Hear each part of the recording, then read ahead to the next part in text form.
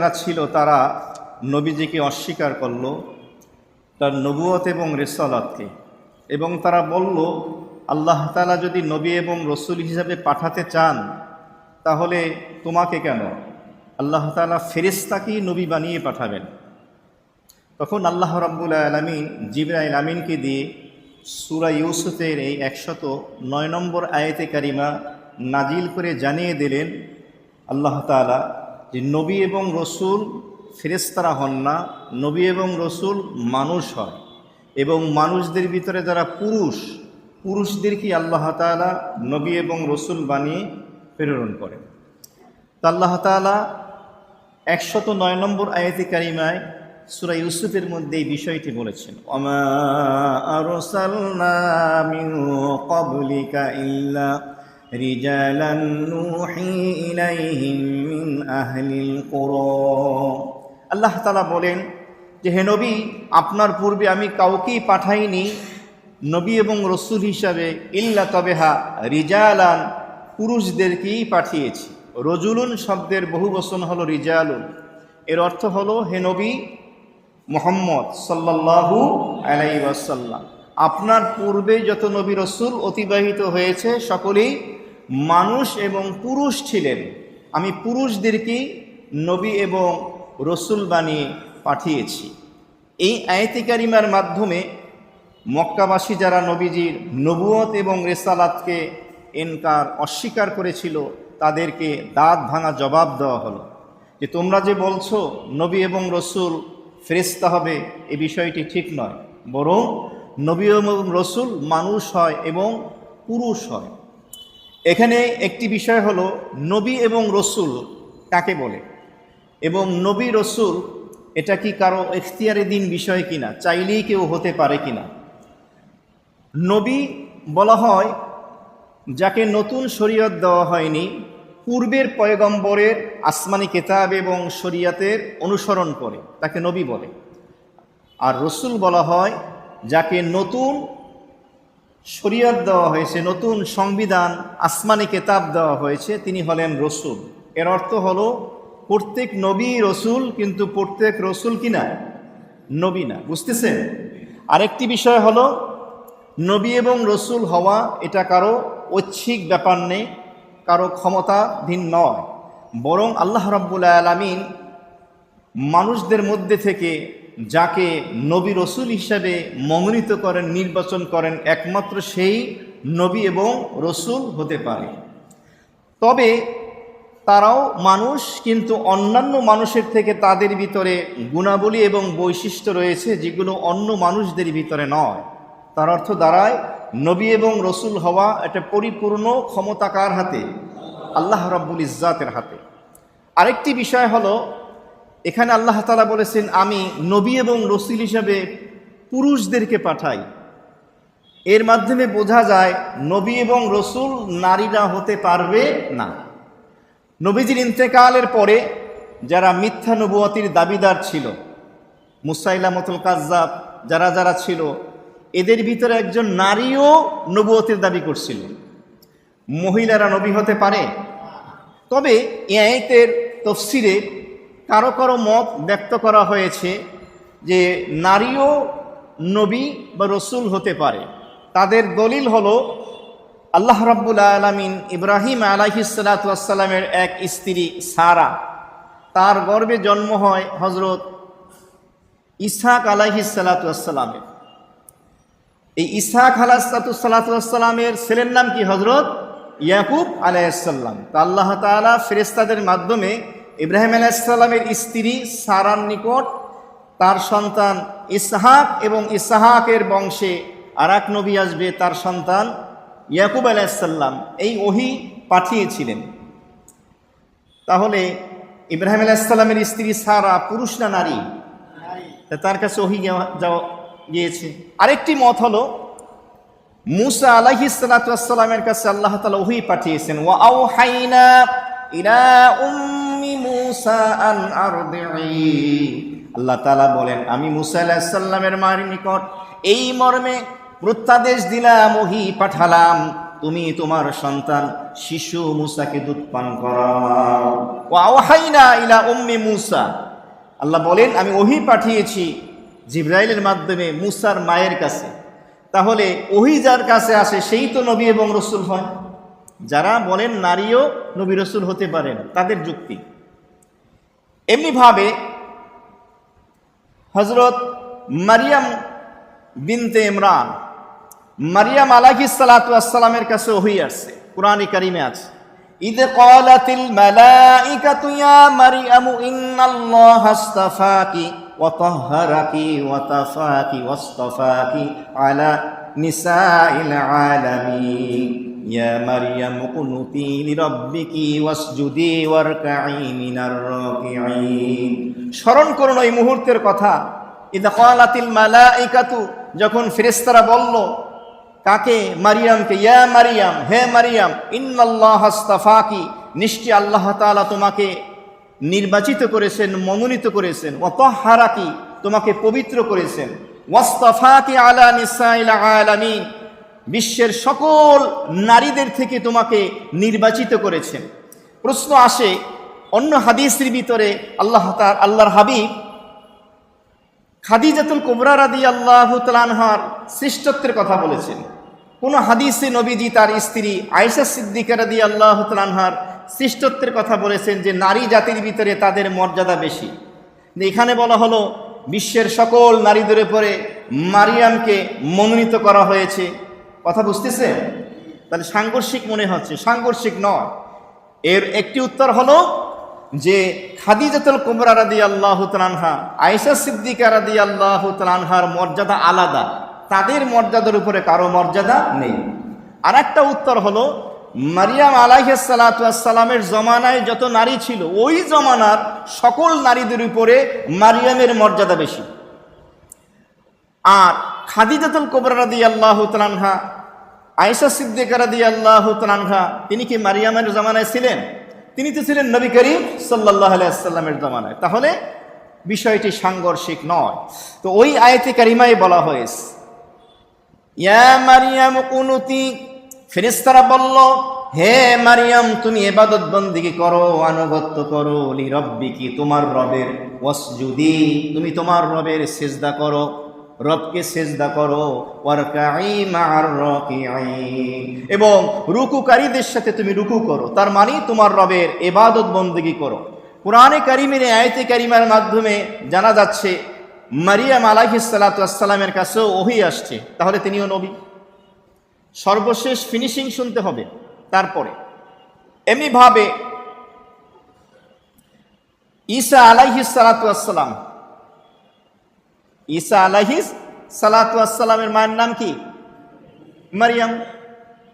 তো সে সম্পর্কে আয়াতে কারিমা আসছে মাল মাসীহু ইবনু মারিয়াম ইল্লা রাসূল قد خلت من قبله الرسل وأمه صديقة وكانا يأكلان الطعام।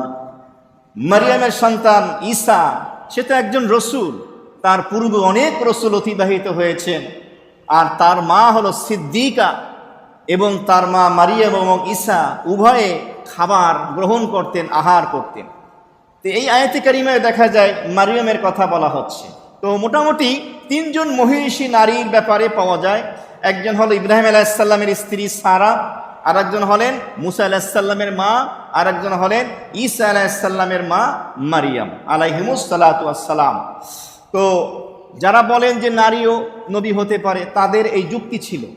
এর উত্তরে বলা হয় যে না, আল্লাহ তাআলা 1,24,000 পয়গম্বরের মধ্যে থেকে কাউকে নারী হিসেবে নবী করে পাঠাননি, নবী এবং রসুল করে পাঠিয়েছেন কাদেরকে? পুরুষদেরকে। তাহলে এই আয়াতে কারিমার অর্থ কি? এর উত্তর হলো যে এই আয়াতে কারিমার মাধ্যমে নবুয়ত এবং রিসালত প্রমাণিত হয় না, এবং নবী এবং রসুল হওয়ার জন্য এই আয়াতে কারিমা যথেষ্ট নয়। তবে হ্যাঁ, তারা হলেন সিদ্দিকা। কোরআনে কারিমে মারিয়াম আলাইহিস সালাতু ওয়াস সালামের ব্যাপারে বলা হয়েছে ওয়া উম্মুহু সিদ্দিকা, ঈসা আলাইহিস সালামের মা মারিয়াম হলেন সিদ্দিকা, সত্যবাদিনী, নেককার, মহিষী নারী। তার মর্যাদা প্রমাণিত হয়েছে। এর অর্থ এটা নয় যে তিনি নবী ছিলেন এবং নারী নবী হতে পারে। সার কথা দাঁড়ালো যে নবী হবেন ফেরেশতা নন, মানুষ, এবং আশরাফুল মাখলুকাত সৃষ্টজীবের মধ্যে থেকে নবী হবেন কে? পুরুষ। এই আয়াতি কারিমার পরের অংশে আল্লাহ তাআলা আরেকটি বিষয় বললেন, নূহি ইলাইহিম মিন আহলিল কুরা। আল্লাহ রাব্বুল আলামিন বললেন, আমি যাদের কাছে ওহী পাঠিয়েছি, যেই নবী রাসূলদের কাছে আমি ওহী পাঠিয়েছি, মিন আহলিল কুরা, তারা ছিলেন জনপদের অধিবাসী। মিন আহলিল কুরা এর ব্যাখ্যায় মুফাসসিরিন ইকরামগণ লিখেছেন যে নবী এবং রাসূল যারা হন তারা শহরের অধিবাসী হন, তারা জনপদবাসী হন, তারা গ্রামের হন না, বস্তির হন না, জঙ্গলের হন না, এমনিভাবে তারা মরুভূমির হন না। কেন? তাফসীরের ভিতরে লেখা হয়েছে, কারণ জ্ঞান গরিমা বুদ্ধিমত্তার দিক থেকে গ্রামের থেকে শহরের মানুষ এগিয়ে থাকে, শহরের মানুষের তুলনায় গ্রামের মানুষ পিছিয়ে থাকে। আরেকটি অর্থ হলো গ্রামের মানুষের স্বভাব চরিত্র হয় কঠোর, তারা কঠিন স্বভাবের হয়, তারা কোমল এবং নরম স্বভাবের হয় না। শহরের মানুষ হয় ভদ্র, নম্র এবং সভ্য। এই জন্য আমাদের সমাজে একটি বিষয় দেখা যায়, আমরা অনেক সময় বলে ফেলি যে গ্রামের মানুষ কত ভালো, দেশে গেলে চাচা চাচিরা কত আদর করে, অমুক আত্মীয় কত আদর করে। তো সেখানে এর উত্তর হলো, যদি আপনার কোনো জায়গা জমিন সম্পত্তি থেকে থাকে তাহলে গিয়ে বলবেন যে আমার সম্পত্তির ভাগটা আমাকে একটু বুঝাইয়ে দেন। তখন দেখবেন মুরগি জবাই করে খাওয়ায় নাকি আপনার বিরুদ্ধে শত্রুতা করার জন্য মাঠে নামে, তখন তাদের আসল চরিত্র ফুটে উঠবে গ্রামবাসী।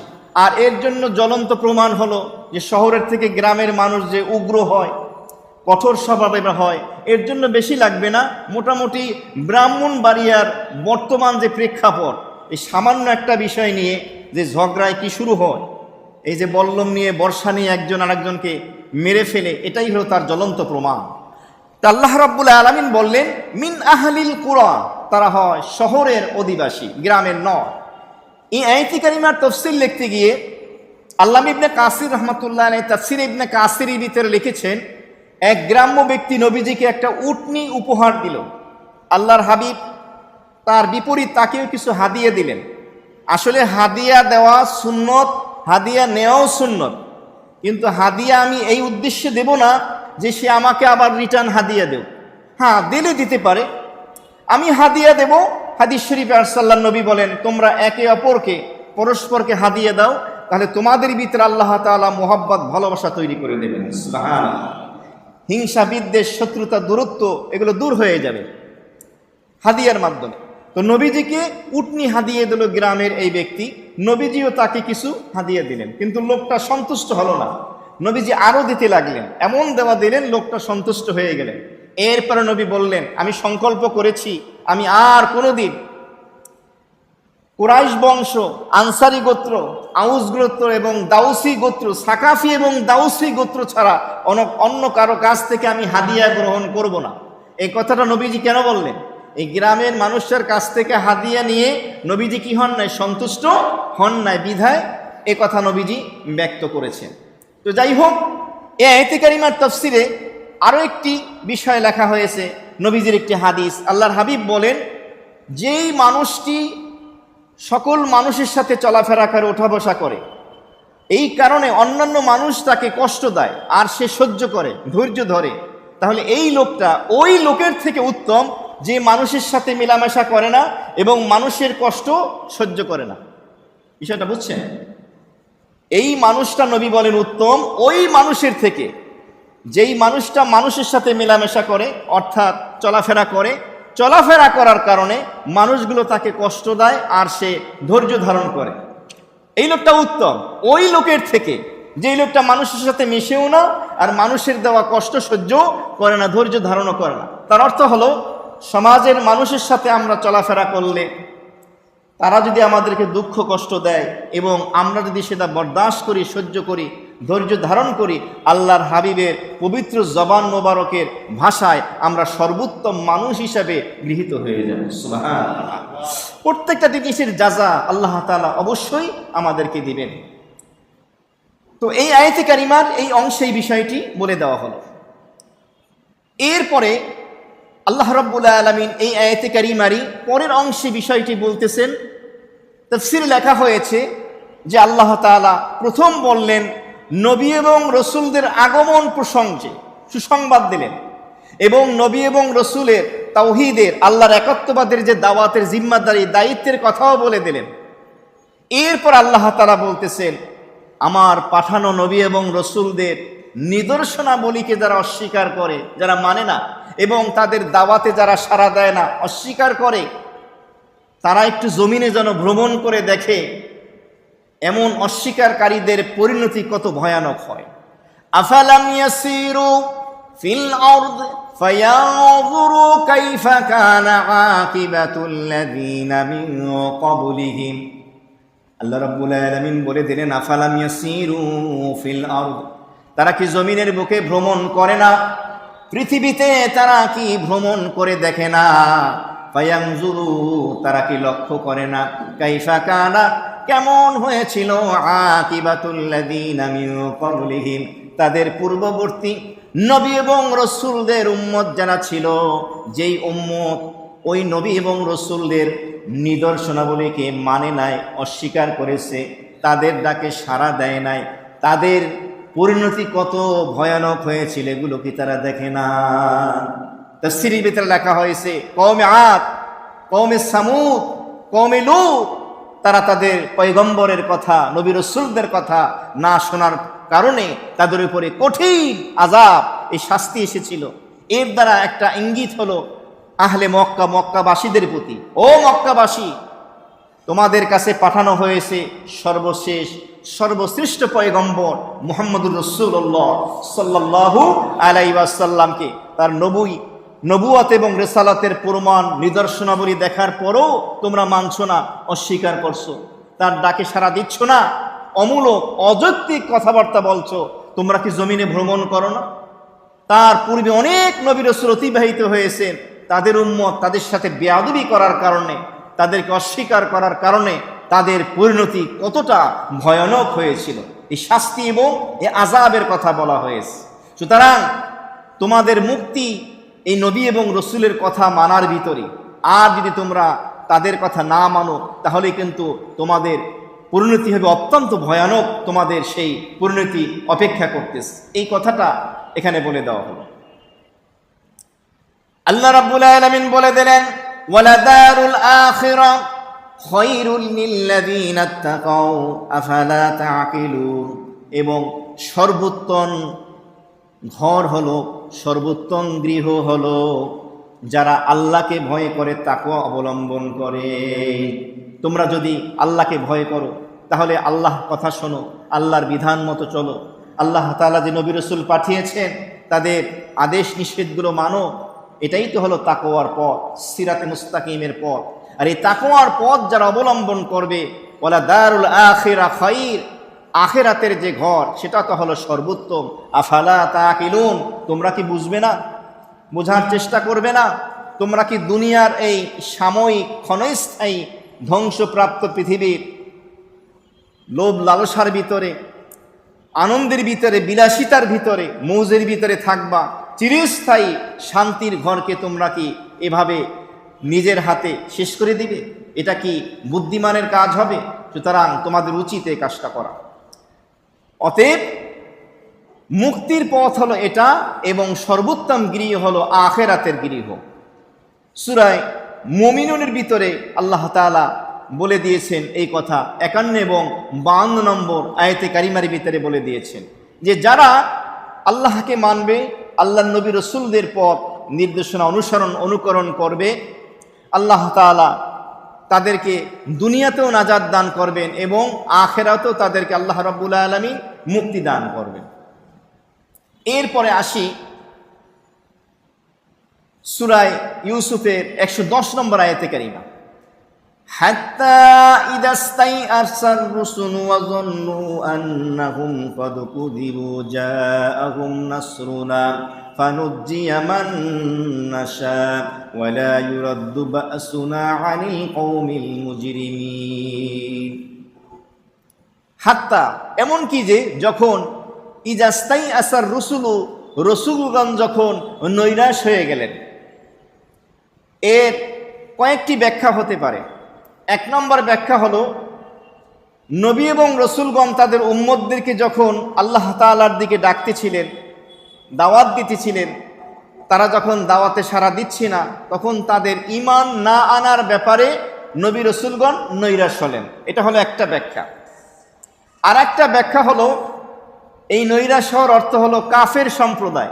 কাফের সম্প্রদায় আল্লাহ তাআলার রহমত থেকে, আল্লাহ তাআলার সাহায্য যে আসবে এর থেকে তারা নৈরাশ হয়ে গেল। এবং নবী রসুলগণ যে বলেছেন, তোমরা যদি আমার ডাকে সাড়া না দাও তাহলে আল্লাহর আযাব, কঠিন শাস্তি তোমাদেরকে পাকড়াও করবে, এর থেকেও তারা নৈরাশ হলো। মানে এটাকে তারা বিশ্বাস করলো না। কেন? কারণ এই আযাব আসতে বিলম্বিত হচ্ছিল। এই কারণে বলা হলো হাত্তা ইযা ইসতাইআসার রুসুলু, এমনকি যখন রসুলগণ নৈরাশ হয়ে গেলেন, অজন্নু এবং তারা ধারণা করলেন, আন্নাহুম ক্বাদ কুযিবু জাআহুম নাসরুনা, তারা ধারণা করতে লাগলেন যে রসুল যে সমস্ত প্রতিশ্রুতি দিয়েছিল, অর্থাৎ আল্লাহ তাআলার পক্ষ থেকে সাহায্য আসবে এবং রসুলকে যারা মানবে না তাদের উপরে আযাব আসবে, কঠিন শাস্তি আসবে। এই আযাব এবং কঠিন শাস্তি আসতে যখন বিলম্বিত হচ্ছিল, দেরি হচ্ছিল, তখন তারা এটাকে মিথ্যা প্রতিপন্ন করলো। তারা ধারণা করতে লাগলো, এর অর্থ হলো ওই কাফের সম্প্রদায় যে নবী এবং রসুল আমাদেরকে যে বলছেন আমরা নবীর কথা না মানলে আমাদের উপরে আল্লাহর আযাব আসবে, কই আযাব তো আসতেছে না, আযাব আসতে তো বিলম্বিত হচ্ছে, দেরি হচ্ছে। ওরা মনে করছে আযাব আর আসবে না। না আসার কারণে কাফের, মুশরিক, মুনাফিক, অমুসলিম যারা ছিল তারা নাফরমানির ভিতরে আরো বেশি লিপ্ত হইল। এটা আমাদের সমাজে, বিশ্বের বুকে আমরা দেখতে পাই। জালেম যখন জুলুম করতে থাকে, আল্লাহ পাক তাকে ঢিল দেন, ছাড় দেন। তখন সে মনে করে, কই আমার তো কোনো পানিশমেন্ট, আমার তো কোনো শাস্তি হচ্ছে না। তখন তার জুলুমের মাত্রা আরো বেড়ে যায়, বাড়তে থাকে, সুযোগ দেওয়া হয়। কিন্তু যখনই আল্লাহ তাআলা রশি ধরে টান দেন, তখন আর উপায় থাকে না। নমরুদ এবং ফিরাউনের মতো নাস্তানাবুদ তখন তাদেরকে করে দেওয়া হয়। তো তারা যখন দেখলো বিপদ আপদ আসতেছে না, আযাব আসতেছে না, তখন তারা বলতে লাগলো, ও আমাদের পয়গম্বর আমাদের কাছে যে সে বলছে, তাকে না মানলে, তার ডাকে সাড়া না দিলে আল্লাহ তাআলার পক্ষ থেকে আযাব আসবে, কঠিন শাস্তি আসবে। কই কোনো আযাব শাস্তি তো আসতেছে না। তার মানে নবী রসুল আমাদেরকে মিথ্যা প্রতিশ্রুতি দিয়েছে। বলেন নাউযুবিল্লাহি মিন যালিক। এটার অর্থ হলো একটা। এই আয়াতে কারিমার তাফসীরের ভিতরে লেখা হয়েছে যে অযন্নু আন্নাহুম ক্বাদ কুযিবু, কোন কোন কিরাতের ভিতরে ক্বাদ কুযিবু জালের উপরে তাসদীদ দিয়েও পড়া হয়। ওরওয়া রাহমাতুল্লাহ আলাই উম্মুল মুমিনিন আয়েশা সিদ্দিকা রাদিয়াল্লাহু তাআলা আনহাকে প্রশ্ন করেছিলেন যে আমরা এই আয়াতে কারিমার তেলাওয়াত কি করব, আন্নাহুম ক্বাদ কুযিবু না কুযিবু? আয়েশা সিদ্দিকা রাদিয়াল্লাহু তাআলা আনহা বললেন আন্নাহুম ক্বাদ কুযিবু, তাসদীদ দিয়ে পড়বে। তখন ওরওয়া রাহমাতুল্লাহ আলাই বললেন, তাহলে তো এর অর্থ দাঁড়াবে যে নবী রসুলগণকে কাফের, অমুসলিমরা মিথ্যা প্রতিপন্ন করছে। এটা তো মনে করার দরকার নাই। নবী রাসূলুল্লাহ তো জানেনি তাদেরকে কাফের, মুশরিক যাদেরকে দাওয়াত দেওয়া হচ্ছে তারা মিথ্যা প্রতিপন্ন করছে। তাহলে এই কথার অর্থ কি?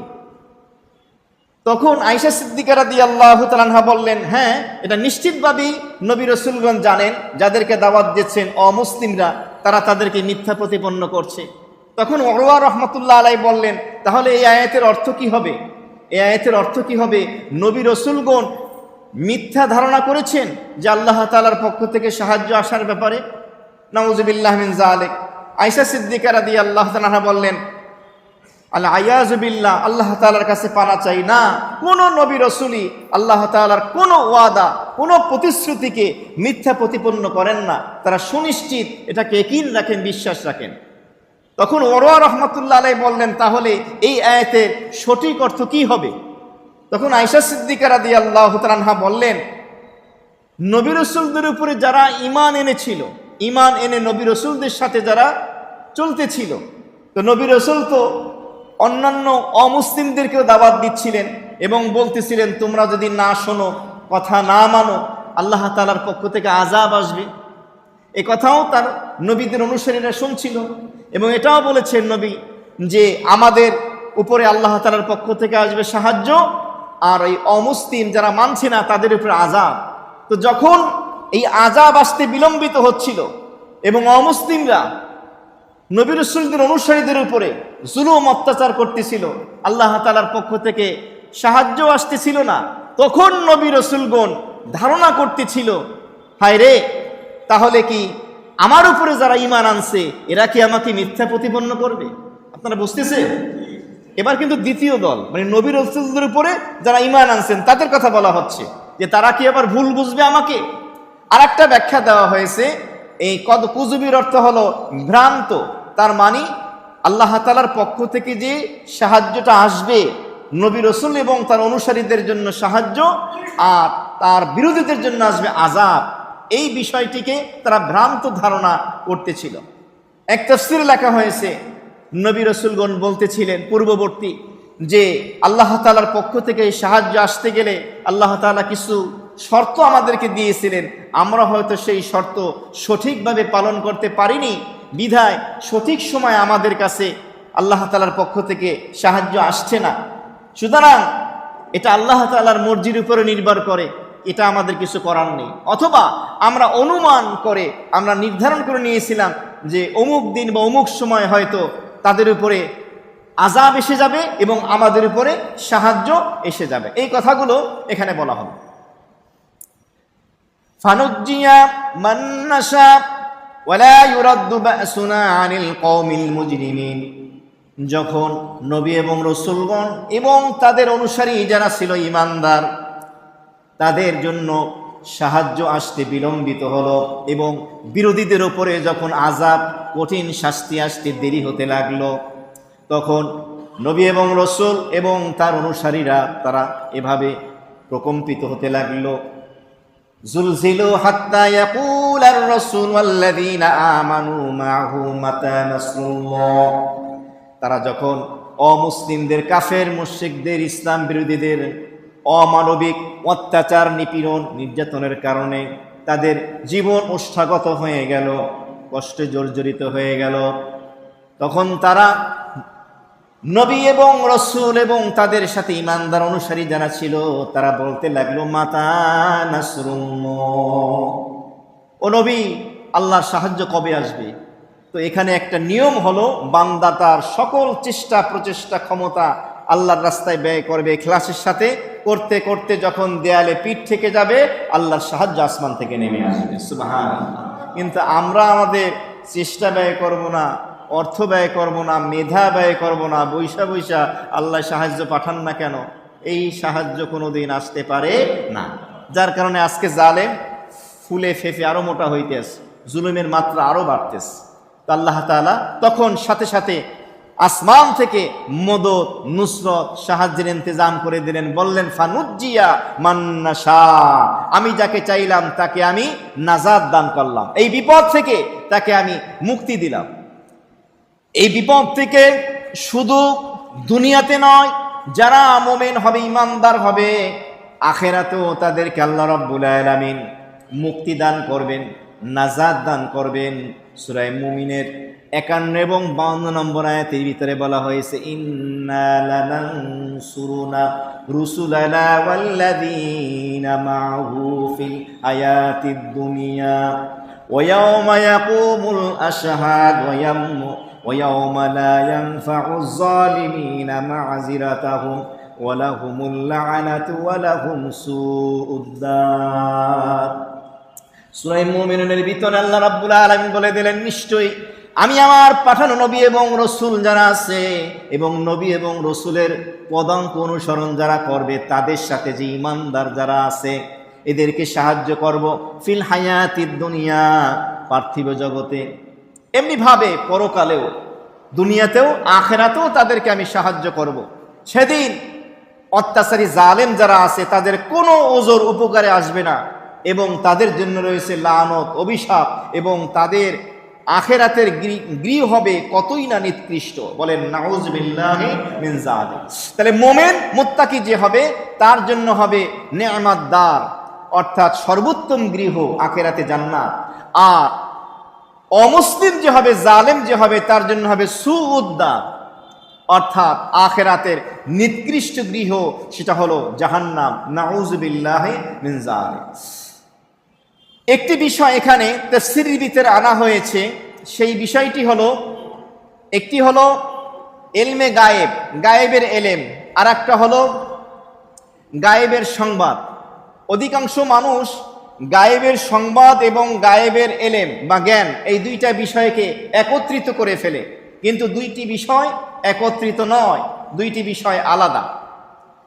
এই প্রসঙ্গে তাফসীরের ভিতরে লেখা হয়েছে, তাফসীরের ভিতরে আসছে যে দুইটি সূরার ভিতরে, সূরা আলে ইমরানের 43 নম্বর আয়াতে কারিমায় এবং সূরা হুদের 48 নম্বর আয়াতে কারিমার ভিতরে আসছে, যালিকা মিন আম্বাইল গায়বি নূহিহি ইলাইক। আল্লাহ তাআলা বলে দিলেন, হে আমার হাবিব, অদৃশ্যের যে জ্ঞান রয়েছে, সংবাদ রয়েছে, এই অদৃশ্যের সংবাদগুলো আপনার কাছে আমি ওহীর মাধ্যমে জানিয়ে দিই। এবং সূরা হুদের 48 নম্বর আয়াতে বলা হয়েছে, তিলকা মিন আম্বাইল গায়ব নূহিহা ইলাইক। অদৃশ্যের যে সংবাদগুলো, খবরগুলো আছে, এগুলো আপনার কাছে ওহীর মাধ্যমে পাঠাই, আপনাকে আমি জানিয়ে দিই। এই বিষয়টি আল্লাহ তাআলা জানিয়ে দিলেন। তার অর্থ হলো অদৃশ্যের জ্ঞান এবং অদৃশ্যের সংবাদ এক জিনিস নয়। অদৃশ্যের জ্ঞান হলো একমাত্র কার, যেটাকে ইলমে গায়েব বলে, কথা বুঝতে পারছেন? আর একটা হলো অদৃশ্যের সংবাদ। অদৃশ্যের জ্ঞান আর অদৃশ্যের সংবাদের ভিতরে পার্থক্য আছে কি নাই? কি হবে এটা জানেন কি? একমাত্র আল্লাহ। হ্যাঁ, আল্লাহ যদি আপনাকে জানিয়ে দেন তখন আপনি জানতে পারবেন। আমার ঘরে আজকে দুপুরে কি রান্না হয়েছে এটা আপনি জানেন? কথা বলেন, জানেন না। এটা জানেন কি? আল্লাহ। আর আপনার ঘরে যা রান্না হয়েছে এখন আপনি জানেন, কিন্তু এই সংবাদ যদি জানিয়ে যে আমার ঘরে আজকে এই তরকারি রান্না হয়েছে, তাহলে এই সংবাদটা আপনি জানলেন। এটা কিন্তু ইলমে গায়েব না, এটা হলো গায়েবের সংবাদ। তো নবী করিম সাল্লাল্লাহু আলাইহি সাল্লামের পূর্বে যত নবী রাসূল পয়গম্বর অতিবাহিত হয়েছেন, তাদের জমানায় তো নবী ছিলেন না। ইউসুফ আলাইহিস সালামের ঘটনা ঘটেছে সেই কত শত হাজার বছর আগে। তা আল্লাহ রাব্বুল আলামিন সেই নবী রাসূল পয়গম্বরদের অদৃশ্যের গায়েবের এই যে সংবাদগুলো নবীকে জানিয়ে দিচ্ছেন, তার অর্থ নবী আলিমুল গায়েব না, নবীজিকে অদৃশ্যের সংবাদ জানানো হয়েছে। আলিমুল গায়েবকে একমাত্র আল্লাহ, তিনি ছাড়া আর কেউ না। এই একইটা রাখতে হবে আহলে সুন্নাত ওয়াল জামাতের আকীদা। আল্লাহ রাব্বুল আলামিন এরপরে বললেন, ওয়ালা ইউরাদ্দু বাসুনা আনিল কওমিল মুজরিমিন। যারা অপরাধী, যারা জালেম হবে, এই জালেম অপরাধী সম্প্রদায়ের উপরে যে আমার আযাব আসবে, এটাকে প্রতিহত কেউ করতে পারে না, বাধা দিতে পারে না। তাদের উপর অবশ্যই আসবে, যখন এসে যাবে এটাকে কেউ প্রতিহত করতে পারবে না। এই আয়াতে কারিমার মাধ্যমে নবী করিম সাল্লাল্লাহু আলাইহি ওয়াসাল্লামের নবুয়ত এবং রিসালাতের একটা প্রমাণ দেওয়া হলো। কি? যে মুহাম্মদ সাল্লাল্লাহু আলাইহি ওয়াসাল্লাম লেখাপড়া জানেন না, লিখতে পারেন না, পড়তে পারেন না, এরপরও তিনি পূর্ববর্তী নবী রাসূলদের এই অদৃশ্যের সংবাদগুলো, তোমাদেরকে ঘটনাগুলো জানিয়ে দিচ্ছেন। তার অর্থ হলেন তিনি সত্য নবী এবং রসুল, কারণ জিবরাইল আমিনের মাধ্যমে আল্লাহ ওহী পাঠান, আর ওহীর মাধ্যমে সত্য নবী এবং রসুলই সত্য কথা বলতে পারে। সুবহানাল্লাহ। আরেকটি বিষয় হলো আল্লাহ রাব্বুল আলামিন তার হাবিবকে সান্ত্বনা দিচ্ছেন। কি সান্ত্বনা?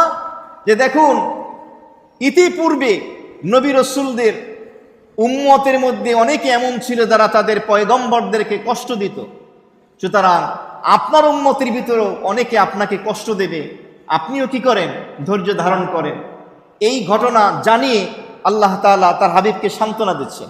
ইউসুফ আলাইহিস সালামকে তার ভাইয়েরা কষ্ট দিয়েছে না? আল্লাহ তাআলা এই ঘটনা শুনিয়ে বললেন, আপনার কওম, আপনার জাতিও আপনাকে কষ্ট দিবে। বরংস তাফসিরে লেখা হয়েছে যে ইউসুফ আলাইহিস সালামকে কষ্ট দিয়েছেন তার ভাইয়েরা, মা আলাদা, বাপ তো এক, তার পরিবারের, তার বংশের, তার ধর্মের লোক, তারা কষ্ট দিয়েছেন। আর আপনাকে কষ্ট দিচ্ছে কারা? আপনার পরিবারেরও আছে এবং বংশেরও আছে, কিন্তু আপনার ধর্মের না, তারা তো কাফের মুশরিক, তারা কষ্ট দিচ্ছে। সুতরাং আপনি এই ঘটনার মাধ্যমে উপদেশ গ্রহণ করেন, আপনি সান্ত্বনা দেন। এরপরে আল্লাহ তাআলা সূরা ইউসুফের সর্বশেষ 111 নম্বর আয়াতে কারিমায় এই বিষয়টিকে আরো চমৎকারভাবে বলে দিলেন, লাকাদ কানা ফী কসাসিহিম ইবরাতুল লিউলিল আলবাব, নিশ্চয়ই এই ঘটনার মধ্যে রয়েছে উপদেশ লিউলিল আলবাব, জ্ঞানী সম্প্রদায়ের জন্য। এই আয়াতে কারিমার শেষের অংশে লাকাদ কানা ফী কসাসিহিম, কিসসাতুন শব্দের বহুবচন হলো কসাসুন, এর অর্থ হলো ঘটনা, কাহিনী। সূরা ইউসুফের শুরুতেও কিন্তু আল্লাহ বলেছেন নাহনু নাকুসসু আলাইকা আহসানাল কসাস। তাহলে সূরা ইউসুফের শুরুতেও আছে কসাস, সূরা ইউসুফের শেষ আয়াতে কি আছে? কসাস। দুই আয়াতের মিল আছে। নিশ্চয়ই এই ঘটনার মধ্যে রয়েছে জ্ঞানীদের জন্য উপদেশ। এই ঘটনা বলতে কি বোঝানো হয়েছে? তাফসীরের ভিতরে লেখা হয়েছে এটার ব্যাপক অর্থ। নবী করিম সাল্লাল্লাহু আলাইহি সাল্লামের পূর্বে যত নবী রাসূল অতিবাহিত হয়েছেন, সকল নবী রাসূলের ঘটনার ভিতরে জ্ঞানী সম্প্রদায়ের জন্য উপদেশ আছে। আর একটা তাফসীর হলো, এর অর্থ হলো ইউসুফ আলাইহিস সালামের যে ঘটনা গোটা সূরার ভিতরে আলোচিত হলো, 110টি আয়াতে যে আলোচিত হলো, এই ইউসুফ আলাইহিস সালামের ঘটনার ভিতরে জ্ঞানী সম্প্রদায়ের জন্য উপদেশ রয়েছে, এটা বোঝানো হয়েছে। এই আয়াতে কারিমার তাফসিরে এটা বলা হয়েছে। এমনিভাবে তাফসিরের ভিতরে লেখা হয়েছে সূরা ইউসুফ আলাইহিস সালামের ঘটনা এমন একটি ঘটনা, পূর্ববর্তী আসমানি কিতাব তাওরাত এবং ইনজিল এবং সমস্ত সহিফার ভিতরে ইউসুফ আলাইহিস সালামের ঘটনা আল্লাহ তাআলা দিয়েছেন। সকল আসমানি কিতাবের ভিতরে ইউসুফ আলাইহিস সালামের ঘটনা আছে। এটার দ্বারাও এই ইউসুফ আলাইহিস সালামের ঘটনা এমনিভাবে এই সূরার মাহাত্ম্য বুঝে আসে। এরপর আল্লাহ রাব্বুল আলামিন বলে দিলেন, মা কানা হাদিসান ইফতারা ওয়ালাকিন তাসদীকাল্লাযী বাইনা ইয়াদাইহি ওয়া তাফসীলা কুল্লি শাইইন ওয়া হুদান ওয়া রাহমাতাল লিকাওমিন ইউমিনুন। মা কানা হাদিসা, আল্লাহ রাব্বুল আলামিন বলে দিলেন এই কোরআন সর্বশ্রেষ্ঠ পয়গম্বরের উপরে সর্বশ্রেষ্ঠ আসমানি কিতাব, এই কোরআনে কারীম আল্লাহ পাক নাজিল করেছেন। ও দুনিয়াবাসী শোনো, মা কানা হাদিসা, এগুলো মানুষের রচিত কোনো কাব্য নয়, গল্প প্রবন্ধ নয়। ইফতারা শব্দের অর্থ হলো কোনো জিনিসকে মিথ্যা বানোয়াটি বানানো। তা আল্লাহ রাব্বুল আলামিন বললেন মা কানা হাদিসা ইফতারা, এগুলো মানুষের রচিত কোনো কিতাব, কোনো বই নয়, মানব রচিত কোনো পুস্তক নয়। এগুলো হলো কোরআনে কারীম, কালামুল্লাহ, আল্লাহর কালাম। সুতরাং এই আল্লাহর কালাম কেন আল্লাহ তাআলা দান করলেন? ওয়ালাকিন, তবে হ্যাঁ, তাসদীক, এই কোরআনে কারীম সত্যায়ন করে আল্লাযী বাইনা ইয়াদাইহি, এই কোরআনের আগে যতগুলো আসমানি কিতাব নাজিল হয়েছে, আসমানি কিতাবের সংখ্যা মোট 104 খানা, তাওরাত, জাবুর, ইনজিল, কোরআন। এই 4টা হলো মূল, আর বাকি 100টি হলো সহিফা। তাহলে পূর্ববর্তী সকল আসমানি কিতাবকে এই কোরআন তাসদীক করে, সত্যায়ন করে যে হ্যাঁ, ওগুলো সত্যি আসমানি কিতাব। আল্লাহ তাআলা তার পয়গম্বরদের উপরে, রাসূলদের উপরে কি করেছে? নাজিল করেছেন। তাসদীক মানে সত্যায়ন করা। ওয়া তাফসীলা কুল্লি শাইই, এবং এই কোরআনে কারীম প্রত্যেকটা বস্তুর বিস্তারিত বর্ণনা দেয়। সূরা নাহালের 89 নম্বর আয়াতে কারীমায় কথা বলা হয়েছে, ওয়ানাজ্জালনা আলাইকাল কিতাবা তিবিয়ানা কুল্লি শাইই।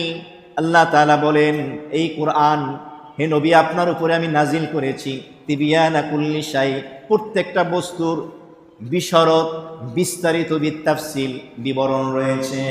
তার অর্থ হলো এই কোরআনের ভিতরে পৃথিবীর শুরুলগ্ন থেকে নিয়ে এইভাবে কিয়ামত পর্যন্ত যত কিছু প্রয়োজন আছে, সকল প্রয়োজনের, সকল সমস্যার সমাধান দিয়েছেন কে?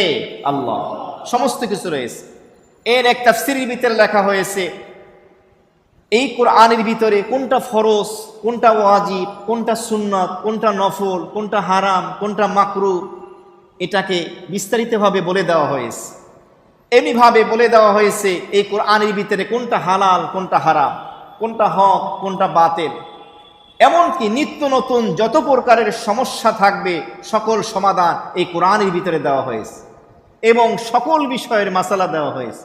আমাদের পূর্ববর্তী বুজুর্গানে দিন, আলেমে দিন যারা আছেন, বড় বড় মাযহাবের ইমাম, তারা কোরআনের একটা আয়াত নিয়ে এক রাতে গবেষণা করে 12,000 মাসালা বের করে ফেলেছেন। সুবহানাল্লাহ, কোরআন থেকেই গবেষণা করে।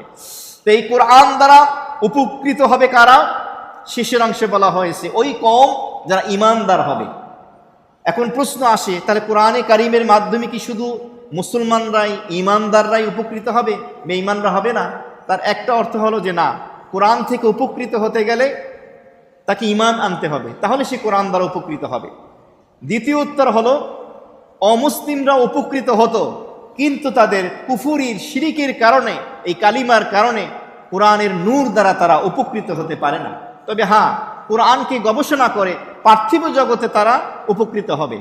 তাহলে এই অর্থের মাধ্যমে দাঁড়ায় কোরআন দ্বারা মুসলিম অমুসলিম সকলেই জগতে কি হয়? উপকৃত হয়। আজকে যা কিছু দেখেন নিত্য নতুন আবিষ্কার হচ্ছে, এই নাসায় মহাসৌরজগৎ নিয়ে যে গবেষণা চলতেছে, এগুলো নিয়ে এই সব কিছুর ক্ষেত্রে যারা গবেষণা করেন, দেখা গিয়েছে স্টাডি যারা করেন, কোরআন নিয়ে তারা গবেষণা করেন। এমনিভাবে পৃথিবীতে ইহুদিদের সংখ্যা কিন্তু সামান্য, হাতে গোনা কিছু। ইহুদিদের ভিতরেই বিজ্ঞানীদের সংখ্যা বেশি। এক গবেষণায় দেখা গেছে ইহুদিরা এই কোরআনকে গভীরভাবে গবেষণা করে এবং গবেষণা করার মাধ্যমে পার্থিব জগতে তারা উন্নতি সাধন করার চেষ্টা করে তাদের স্বার্থ হাসিল করার জন্য। তো কোরআনের মাধ্যমে পার্থিব জগতের নিত্য নতুন আবিষ্কার যদি হয়, তার দ্বারা উপকৃত হওয়া বৈধ পন্থায় জায়েজ আছে, কিন্তু মূলত এই কোরআন দেওয়া হয়েছে আখিরাতের নাজাতের জন্য। দুনিয়াতেও সফলতা পাবে, আখিরাতের নাজাত যদি কারো ভাগ্যে জুটে যায়। তা আল্লাহ রাব্বুল আলামিন কথা বললেন, দুনিয়াতে মুমিনদের জন্য কোরআন কি হবে কথা বলে হয়েছে, ওয়াহুদাও ওয়া রাহমাতান লিকাওমি ইউমিনুন। যারা মুমিন সম্প্রদায়, বিশ্বাসী সম্প্রদায়, আল্লাহ এবং রসুলকে যারা বিশ্বাস করে, ঈমান আনছে, হুদান, তাদের জন্য দুনিয়াতে কোরআন হেদায়েত হয়ে যাবে। ও রহমা, এবং এই কোরআন পরকালে তাদের জন্য রহমত স্বরূপ হয়ে যাবে। বলুন সুবহানাল্লাহ। তবে দুনিয়াতে হেদায়েত পেতে হলে কোরআনে কারিমের মাধ্যমে, আখিরাতে আল্লাহর রহমত পেতে হলে শর্ত হলো ঈমান থাকতে হবে। যেই ব্যক্তি ঈমান পাবে, ঈমানদার হবে, সেই ব্যক্তি কোরআনে মাজিদের মাধ্যমে দুনিয়াতে হেদায়েত লাভ করবে, আখিরাতে রহমত লাভ করবে। আর যেই ব্যক্তি আখিরাতে রহমতের চাদরের নিচে থাকবে, ওই ব্যক্তিই জান্নাতি হতে পারবে। হাদিস শরীফের ভিতরে আসছে, কিয়ামতের ময়দানে 7-8 শ্রেণীর মানুষ আল্লাহ পাকের আরশের নিচে ছায়া পাবে, আল্লাহর রহমতের আরশের নিচে ছায়া পাবে। তাহলে রহমত পেতে হলে এই কোরআন দ্বারাই পেতে হবে, এছাড়া বিকল্প আর কোনো রাস্তা নেই। সুতরাং এই পথেই হাঁটতে হবে। মহান আল্লাহ রাব্বুল আলামিন কথা বলে দিলেন, সর্বশেষ বলে দিলেন যে আমার নবী এবং রসুল, দেখেন ইউসুফ আলাইহিস সালাতু ওয়াস সালামের জীবনের শুরুলগ্ন থেকে নিয়ে প্রাথমিক পর্যায়ে তার বৈমাত্রেয় ভাইয়েরা শত্রুতা করলো, ষড়যন্ত্র করলো, কূপে নিক্ষেপ, গোলাম বানিয়ে বিক্রি, আবার মিশরের বাজারে বিক্রি, আজিজি মিশরের ঘরে নারীদের চক্রান্ত, জুলাইখার চক্রান্ত, এরপরে সেখান থেকে জেলখানা। তো এত বিপদ আপদ, সর্বশেষ তাকে সসম্মানে বের করে এই ফুটপাত থেকে রাজপথে নিয়ে আসছেন, এই অন্ধকার কূপ থেকে রাজপ্রাসাদে নিয়ে আসছেন কে? আল্লাহ।